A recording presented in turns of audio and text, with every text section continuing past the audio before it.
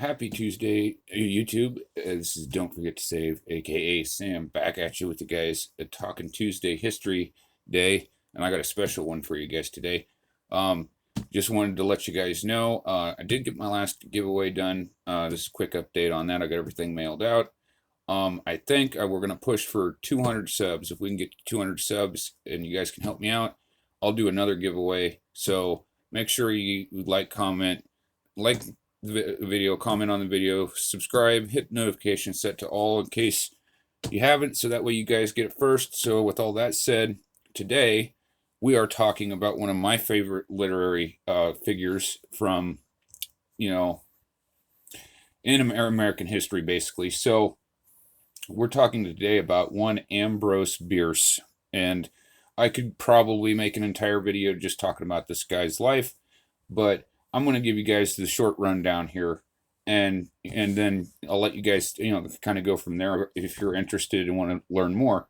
So, one thing you guys got to know about Ambrose, like I said, he was a literary figure. He was a journalist. Imagine you took Mark Twain and mixed it with Edgar Allan Poe or H.P. Lovecraft, and basically that's what you get with Ambrose Bierce. So, but I think one of the things that he's most noted for, see, back in the late 1800s and around there, railroads were the big thing. Maybe you might know that or not. And this ties into our story here. But first, let me give you guys some background here. So, after the Civil War, during the Civil War, the railroads had contracted loans with the United States government, and they owed around about $130 million in 1860s money or 70s or whatever it was, and that today would equal to $4.23 billion.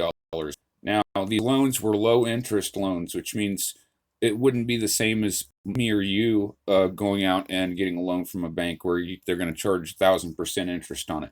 These were low interest loans.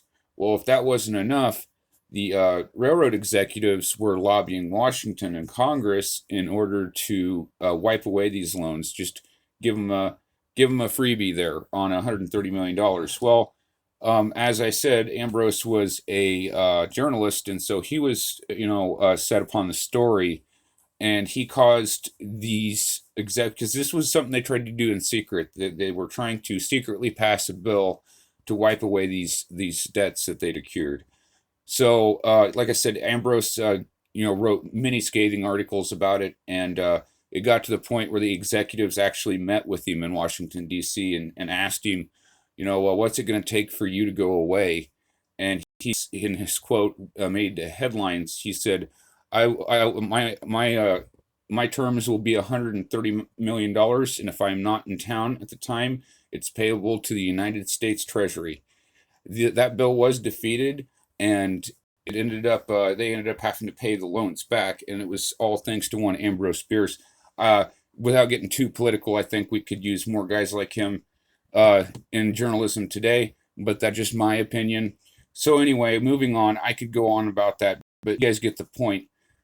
Some other things that you need to know that are notable about Ambrose Bierce: he served in the Civil War, of course, and he served in the Indiana 9th Infantry. Now, by the end of the war, he had attained the rank of lieutenant in the United States military. So he was he was as tough as Texas toilet paper. We'll put it that way to you. So anyway, he did fight at the Battle of Shiloh, one of the most terrible battles of the entire up to that point of the Civil War. In June of 1864, he received a head injury at the Battle of Kennesaw Mountain. This was during Sherman's March to the Sea, which I've mentioned on my channel before. Now, you say, Sam, how could he get, I've showed you guys the Civil War bullet. How could he get struck in the head by one of those and not die? Well, and I'm going to use the word lucky in quotes here. Sometimes in battle, you would get lucky, and if you was shot in the head, it would graze your head. It wouldn't quite hit you head on and kill you. It would bounce off your skull, and it would cause brain injury. So he had brain issues after that for the rest of his life, actually, and that's something I'll get into here in a moment. But what I want to talk to you guys about Ambrose Bierce, the reason I bring him up, like I said, I might do just a whole video on him. If you guys want that, let me know in the comments down below. But my point here is that Ambrose Bierce wrote a short story, and it was called An Occurrence at Owl Creek Bridge.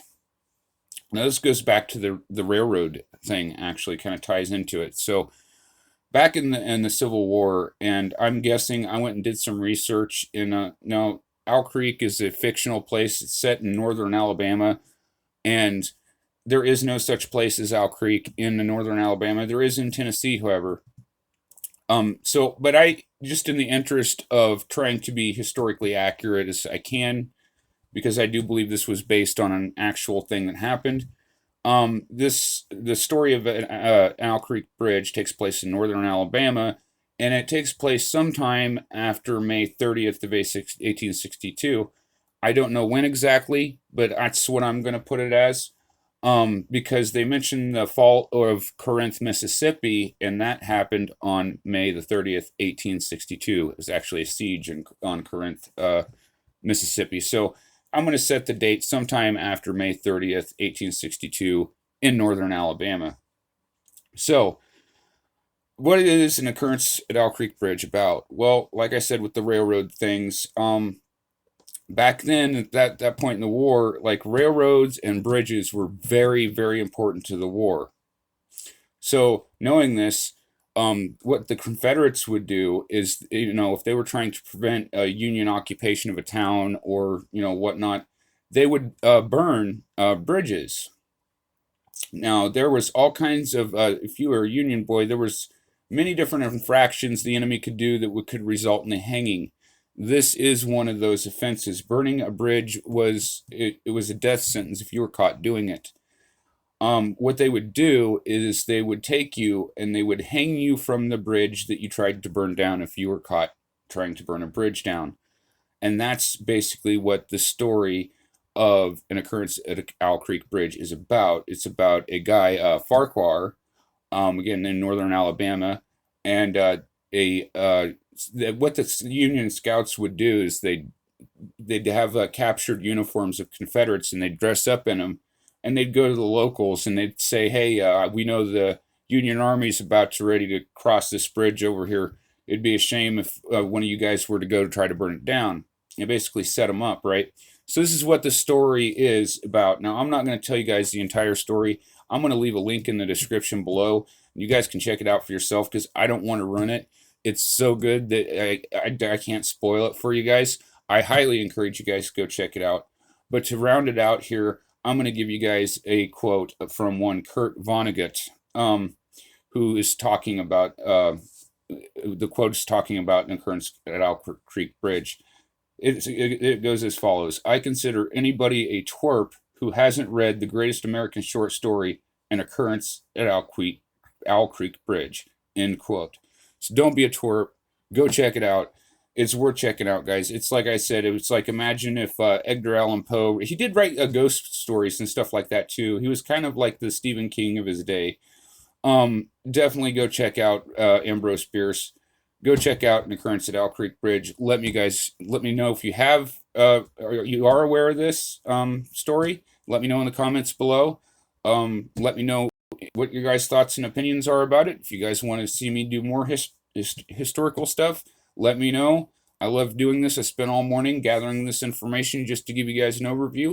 If you would like to learn more about Ambrose Bierce, you can look him up, or you can request a video and I'd make a video on him. He's got quite a fascinating life. So anyway, with all that said, guys, tomorrow will be ghost story time. I kind of prefaced my ghost story with Ambrose Bierce, who, kind of, that was his shtick. So anyway, my ghost story will be tomorrow. I will talk about the second most frightening thing I've ever had happen to me in my entire life. And it's the second most frightening. So with all that said, guys, until next video, love your hobby. I'll love you back. Peace.